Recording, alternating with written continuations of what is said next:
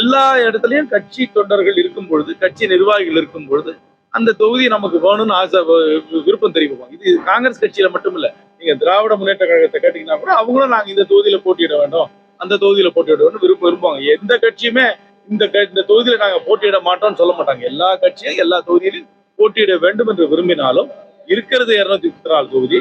கூட்டணி கட்சிகள் எத்தனை வரதான் பார்த்து அதுக்குள்ளதான் ஒரு கிவ் அண்ட் டேக் பாலிசியில செட்டில் ஆகி ஒரு நல்ல பொருளாதார யுக்தி இது. மக்களுக்கு நேரடியாக பணம் போய் அங்க வங்கி கணக்குல குறிப்பாக மகளிருக்கு போய் சேர்றது என்னை பொறுத்தவரைக்கும் சிறந்த திட்டம். தேவையற்ற திட்டங்களை எல்லாம் நிறுத்திவிட்டு மக்களுக்கு நேரடியாக ஒரு யூனிவர்சல் பேசிக் இன்கம், அதாவது அடிப்படையான மாத ஊதியம், ஒரு குறைஞ்சபட்ச அடிப்படையான மாத ஊதியம் என்ற முறையில ஒரு 5000 ரூபாய் ஒரு மாசம் கொடுக்குற அளவுக்கு கூட என்னை பொறுத்த வரைக்கும் மாநில அரசாங்கம் முயற்சி செய்ய வேண்டும். அந்த 5000 ரூபாயை கொடுத்தாங்கன்னா அது நேரடியா மக்கள் வங்கி கணக்குல போகுது.